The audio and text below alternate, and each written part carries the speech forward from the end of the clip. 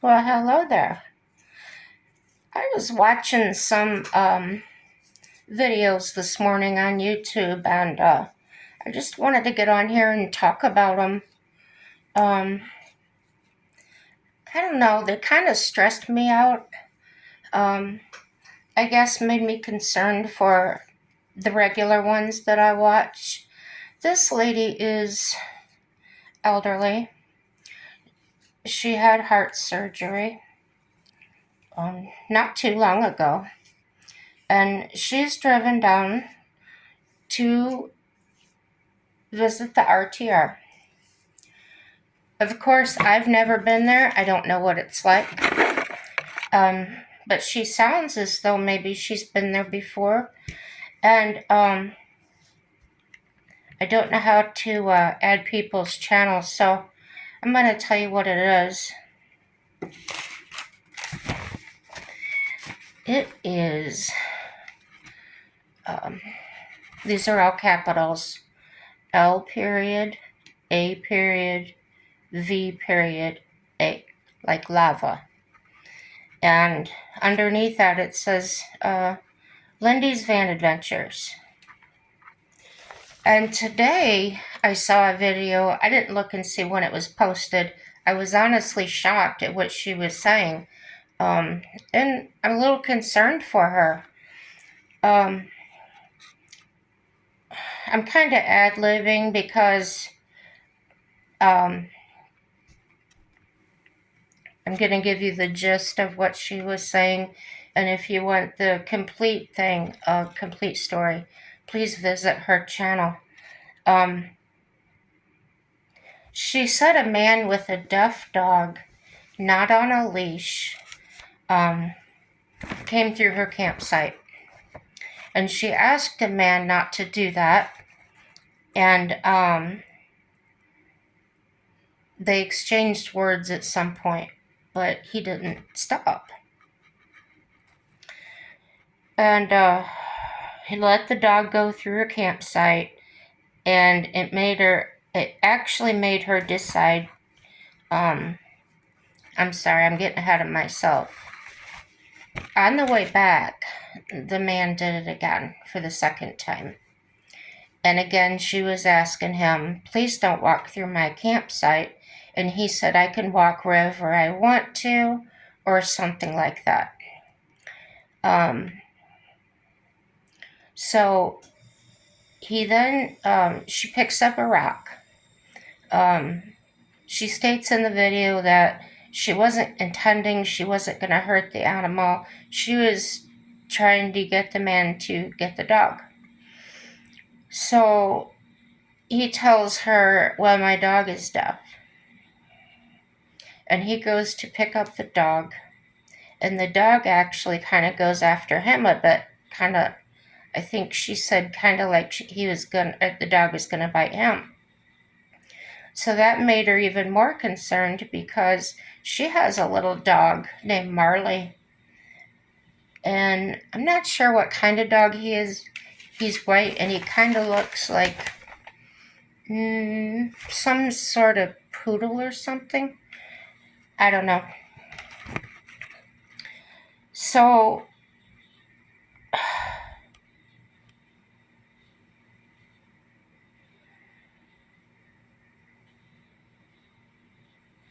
I feel she's an elderly woman and that she deserves respect.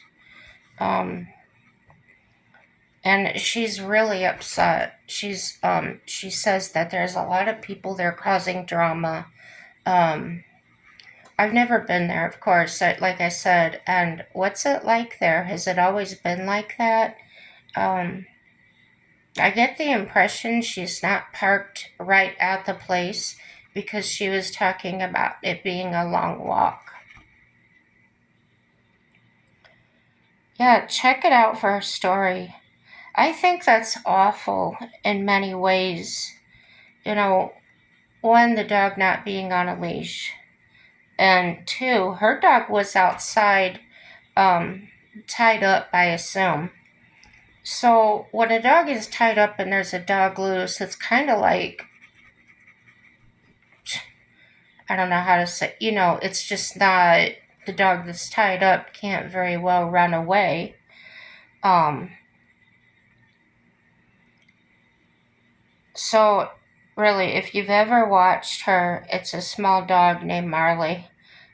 What is wrong with people? What is wrong with them? What would you have done after asking someone to please not walk through your campsite and they just ignore you? Um, and she'd said this several times to him. It just wasn't like, would you please not walk through my campsite? She kept saying that over and over again. Then he has the disregard to do it on the way back. So, and argue with her, he can do what he wants to, or something to that.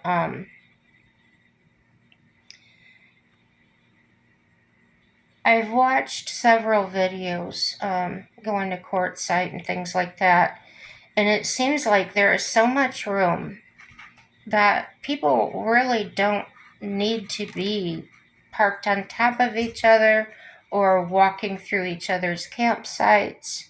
And I got the impression that she said she knew where he was parked at and it wasn't extremely close to her. So I'm not sure what I would do, what I would have done. If my husband was there, I might not feel too scared. But if I was by myself, oh, I can get pretty gnarly. So if I was by myself, I would probably go inside until he left. Yeah, otherwise I'd probably get so nasty. Do you think people enjoy making drama out there? She also had another woman that pulled up into her campsite with a car because she knew somebody that was sitting there and started causing drama and disrespected her as well and just talked negative the whole time she was there. I think I would have asked her right away to just leave um, or go somewhere else. Just don't be in my campsite. And I think she did end up telling her to leave. Um, I got to wondering about that. Do you think that living as a nomad and being alone can cause people to be antisocial and to not consider others? Maybe they just feel so free, they don't have to follow the rules, they're rebels. I don't know. I'd like it if some of you would comment on there. Uh, I'd like to know what I'm getting into. Do they even forget how to socialize? I also wonder if there is any truth to that, why go? If they're antisocial and things like that, are they just going because of something they saw on YouTube and they want to say that they've been there or make videos, but they really don't like to be around people? You know, I can go to the grocery store and somebody can be rude to me. Um, just things I wonder about. I don't know. Also, I watched some other videos, and the other one that stood out to me. Um, by the way, I'm seeing more and more new YouTubers pop up, turning to car living for refuge and shelter, um, for different reasons other than rent. And this kind of touched a chord in me because, as you know, I've been through got my own horror story. And this woman decided to plan her way out So she got a motorhome, and she was tired of staying at shelters. But I admire her strength for actually leaving an abusive relationship, because, as many will just keep staying out of fear of the unknown. I think I'm also another one that left immediately, and didn't put up with verbal abuse and things like that. Um,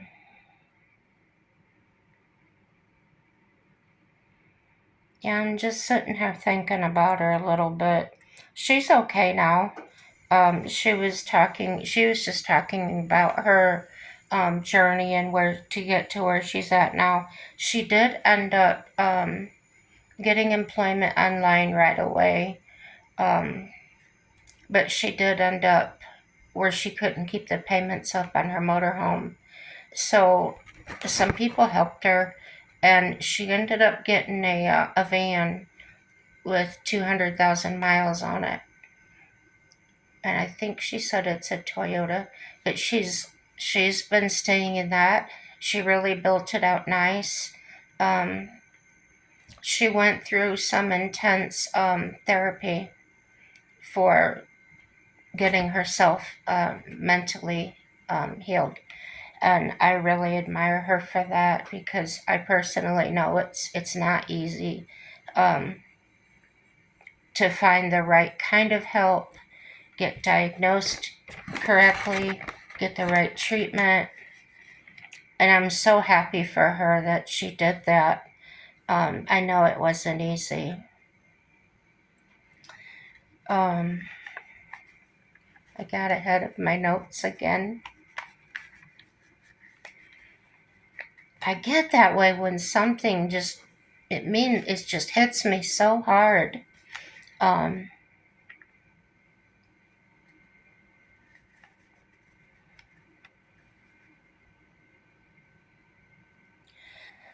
in addition to her video, I started looking around for similar women nomads and things that um, maybe didn't choose this. They were forced out for one reason or another to live in their car, and how they've built themselves up. And wow, they must be strong. I've never had to stay in a shelter, but I've heard some people I used to drive around just through life. I've heard that the rules are quite strict, and it's really difficult staying there. Um, so seeing more coming out than women escaping abusive relationships. It must be better than living in the shelter, like I said. Um, the inner strength this one woman I was watching really fought and clawed her way out and up out of the pit. She had to figure things out for herself. She didn't know how to cook in the van. She didn't know. She struggled finding places to park, and just a lot. She just went through a lot. I'm glad she's sharing her story for others that may be in those situations, and let them know that there is a way out. If you have a vehicle, um, you don't have family or friends.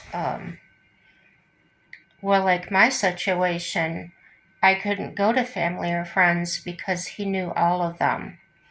Um, I was a farrier. I did that in between jobs with my locksmithing, and I ended up this lady called me to come to her house and trim her stud horse, and she could tell something was wrong. I just wasn't the same.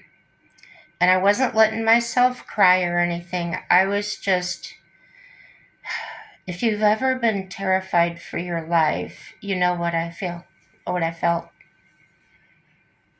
Afraid to, that he was going to see my vehicle or see me driving down the road. Um, he had a gun. He had a 9mm, and he knew how to use it. Um, I never expected him to act that way. He didn't smoke, he didn't drink. He was a member of the volunteer fire department for years and years and years. He was a member of a church for 20 years. I don't know, it's just like one day something snapped in him. And he got my dad, and he's not in prison because they couldn't prove, they didn't have enough evidence against him. So I left the state, and that's one of the reasons I came to North Dakota. I'm not afraid that he would see me on YouTube. He's not a computer or internet type person. So I'm really glad that this woman is sharing her story for others that may be in abusive relationships without money if they have a car. And if unemployed, they could find a job. Even online, she said she got a job online right away. And she survived that way for a while.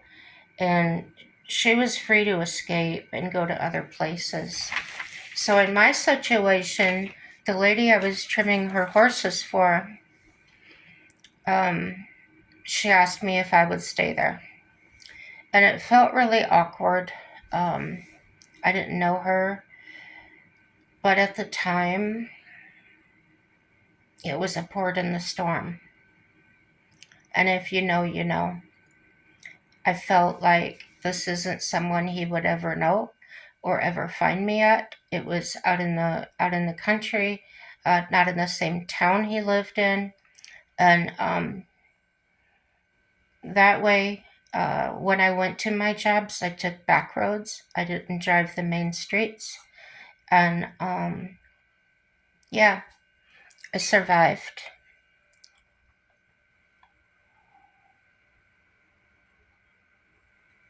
3 years later, some friends introduced me to my current husband. And he's the most gentle, understanding person I've ever met. Very patient. He was very patient when I was raging and going through the mental things I went through.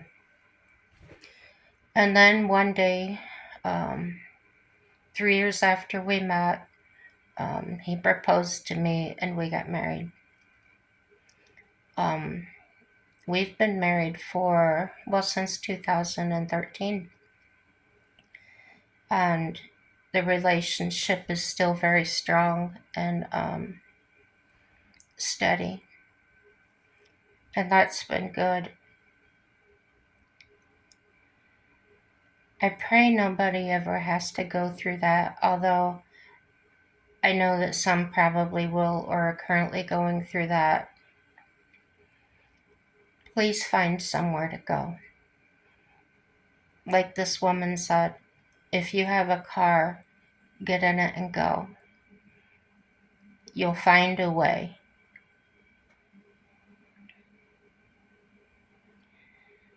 I was lucky that I drove a van for my business.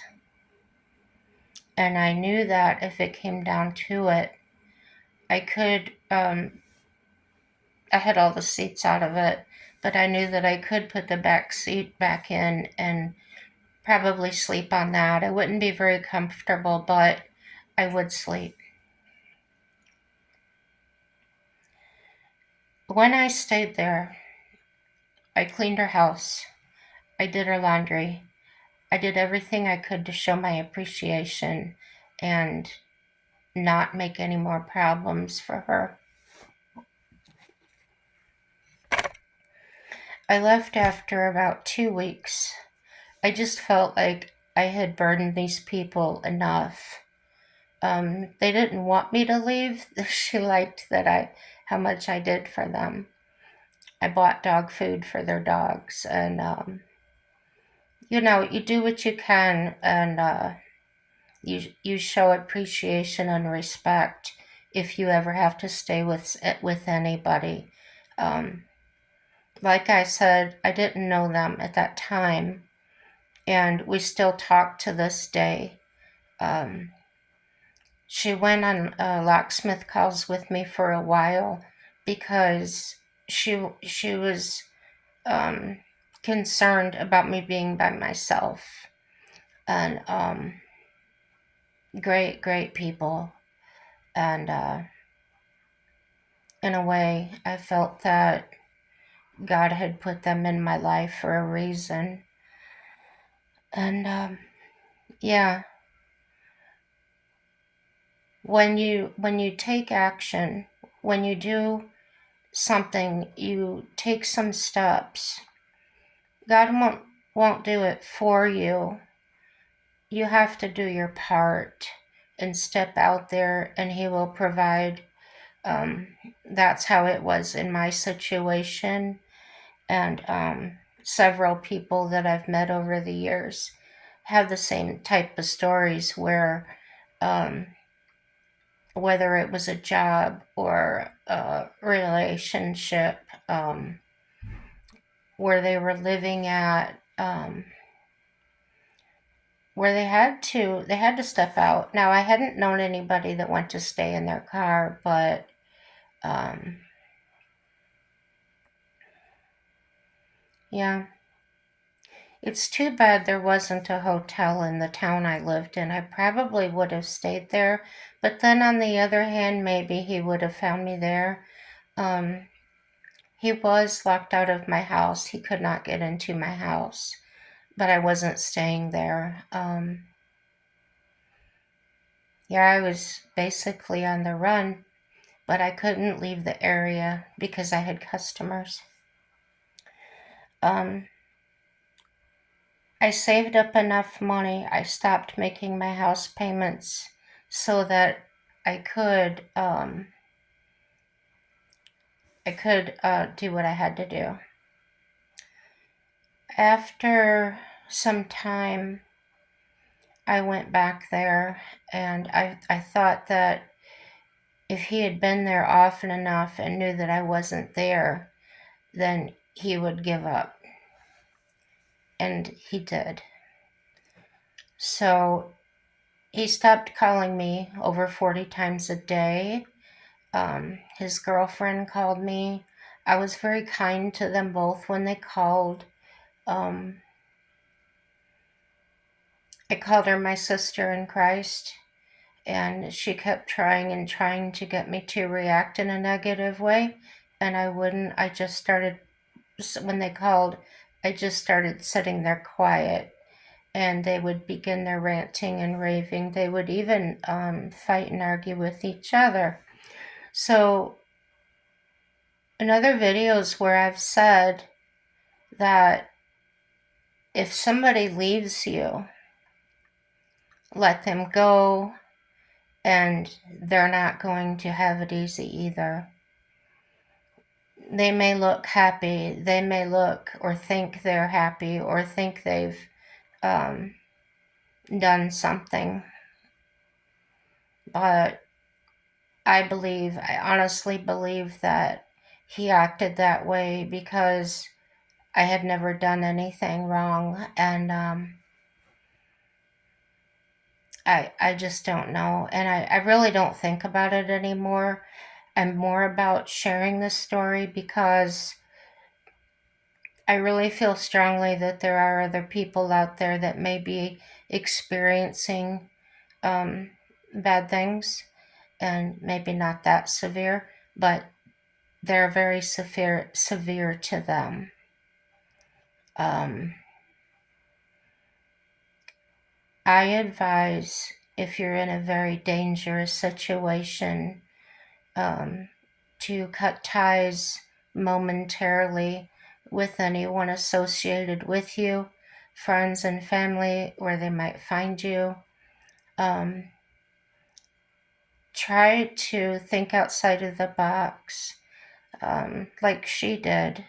Get in your car, go to another town, go to another state, anywhere that you can go. Um, there are people that will help you. There are programs and things, and you can look on the internet and shop around for a state that um, offers the best type of help, what their requirements are, and things like that. Like this woman did, to protect herself, to not be seen in a like a McDonald's or a public place to get a job. She did get the online job where she could work out of her vehicle, and I think that's great. That's a great option for a lot of people to have that.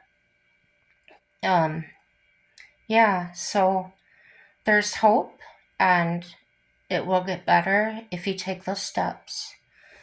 Um, you're more important than the things you're going through. She had children. She didn't go into exactly what happened there, but she did not have her children with her. Um, I'm assuming maybe they were with a relative or something. Um, I imagine that was very hard, and I admire her for doing everything she needed to do to protect herself. Um, yeah, I don't have children because of the medical issues I had and the cancer I had. So I did have that going for me, that I didn't have to have that added responsibility at the time, and that left me more options as to what I could do. I didn't know about staying in your car, like I said, so um, that probably would have been a good thing for me to do. My business was mobile, it was in my van. I also had that going for me. I had no reason that I would have to go back to the house. Um, I take that back. That woman did take me to my house, and the reason for that was so if he drove by, he didn't see my vehicle in the driveway. And I could have hid if he was talking to her. She could have made up a story that she was looking for the locksmith or anything like that. And he would have been used to the house being locked up, so he couldn't get in.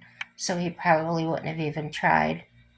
But he didn't go there, and we got out with some of my clothing and, checked, made sure everything was okay. But yeah, it was a horrific couple of years that I went through. And I'm not crying about it, I'm not complaining about it. Like I said, I want people to know that I understand, and that there are other people out there that understand as well. You may not have to do something as drastic as I did, um, moving so far away from my state, cutting off ties with my family. Um, I do talk to my sister about, well, yeah, every weekend I talk to my sister, um, but nobody else. They don't believe me um, about what he did. They don't believe it. It's probably something they can't wrap their mind around, and that's okay. But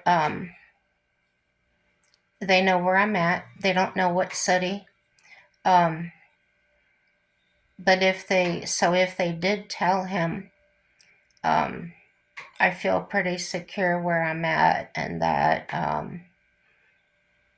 I don't think he would come after me now. It's been so long ago. Um, it's in your mind all the time. I used to I had such fear of going into a store. Even here, I had it. The PTSD. I have the major depressive disorder. The A lot of the mental things have been brought on by the extreme stress. Um, and it got so bad I did close my business. I couldn't handle it anymore. I couldn't handle life anymore. I never thought of harming myself. It wasn't like that.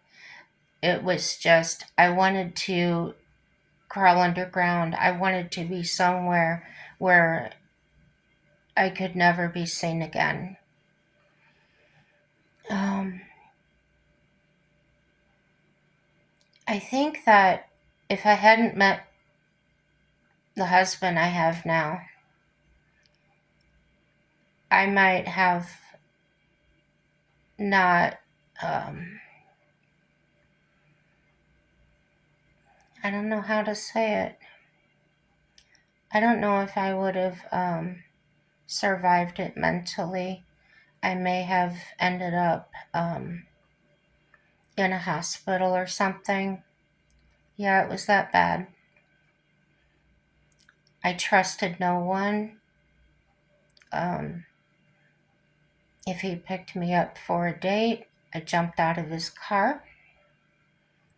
I was triggered by every little thing.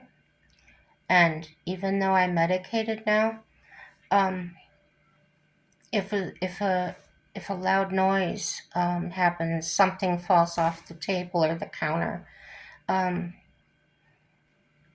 I get bad, bad, bad. I'll cry for hours. It just does that to me. It's terrifying. The things that go through my mind, um, the things that flash back. I've seen him um, shoot dogs. I've seen him shoot possums and raccoons. So he does know how to use that weapon, and that's the things that go through my mind all the time.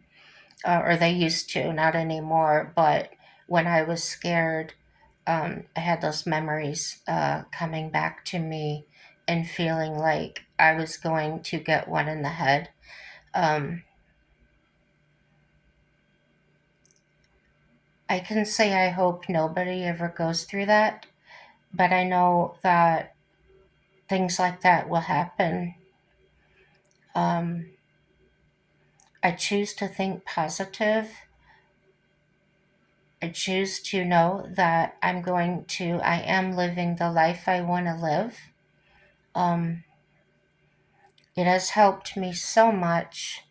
I've had these therapy I've been here 6 years, and I've been in therapy ever since. And it's helped me so much that I don't need to go anymore. But it feels so good to get on here and just talk. And it does, I'm looking at myself and I feel like I'm talking to myself. But I have hope that these messages will get out there to somebody that needs to hear them. I ask a lot of questions because I want other things to think about. Like I said, I don't get out much. I did have my driving privileges taken away, not for anything I did wrong. It was for the mental problems I was having, and I started having these body tremors that were brought on by anxiety. Um, they kind of looked like I was having a seizure, but I wasn't. I just couldn't control my arms and legs, and my head would flip back, and the stress was extreme. The anxiety was extreme, and gosh, I hope nobody ever has. It's terrible to go through that, and I'm proud of myself for getting help, and I'm proud of myself for making decisions and walking out of that fear and that terror. Um, Luckily, I didn't have to have extreme measures to help. Um, there was going to be, I think it's called EDMI treatments, where you watch these lights and they ask you questions, and it really draws deep things out of you, and it can be very upsetting, and you really have to be in a really good place to have that treatment. But a couple of weeks after she told me that we were going to try that, I got better. And I am a very strong person that way, and I won't take anything else from anybody. Um, I began raging, and that's why I gave up my business. I began throwing um, things that I was working on, locks, safes, whatever I was working on in the van. Um, I started raging and throwing them on the ground and just screaming. Um, and that's when I knew it was time to give it up. I didn't want to do that in front of customers. Luckily, my doors and windows were closed, so they didn't hear me, they didn't see me. And when I got that way, I would just uh, tell them I had to come back another day because I didn't have something. I would make an excuse. And on a better day, usually the next day or the day after, I would go back and complete the job, and everything was fine. But I could not control the rage. I knew that. Just if you ever get a little bit frustrated, it the simplest thing, I couldn't get a lid off a jar or something. Just any little thing just sent me into a rage, and that was quite terrible to go through. I could see myself doing what I was doing, but I couldn't stop it. I needed the help of the medication. And that was hard for me to do because I hate taking any pills. I'm the kind of person that the pain would have to be so severe before I even took any ibuprofen or anything. And I can't take those things now because of the heart problems. I have to stick to Tylenol. And now I've got it to where I think I don't want my body to get so used to it that it doesn't work anymore.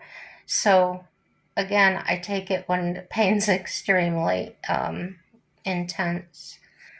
Um, or I'll use biofreeze, pain patches, anything else. So Tylenol does work it works well because I don't take it all the time. Um, I'll do things like everyday tasks are difficult for me to make myself do. Um, Sometimes when the anxiety will get bad, it'll come out and manifest itself in really odd ways. Um, I'll go to the sink to do the dishes, and I get up there, and I can't, I can't, I can't touch the faucet because my brain is convinced that it's going to electrocute me, it's going to harm me. Um, Sometimes it does it to the doorknob when I want to leave somewhere. Um, just really strange things, and I can't force myself to do it. I've tried and because I'm a strong person, and those things, anything that happened before to me before all this happened, I could push through. I could do it. I could, do it anyway. If you're scared, you do it anyway, and that's gone now. Um, I've been trying for years to get that back, um, but nobody knows if it'll ever get better. Um, they said if you do have a mental illness of some sort and you don't get it treated, or if you're getting medicated and treated and you stop taking it and then you go back on it, and then as you get older, the illness gets worse. Um, so I'm 52 now. I stay on the medication. I've been on for 6 years. It's been adjusted from time to time. Um, I was able to get off of one, and they put another one on, um, because the one wasn't working anymore. Um, I've been having some very vivid dreams lately. My husband told me yesterday when I was napping, he said, I was dreaming about a purple horse. I kept saying that out loud, and just odd things like that. So I hope my brain is just processing deep subconscious things, and it will get better. Um, well, as good as it can get. Um, have you ever seen that movie? As good as it gets. Yeah, I think that's what it's called. Um, with Jack Nicholson in it. It's pretty good. So, video is running into 45 minutes, so I'm going to cut it off here. Please subscribe. Please comment, like or dislike. It's all good. And have a happy day. Thanks for listening.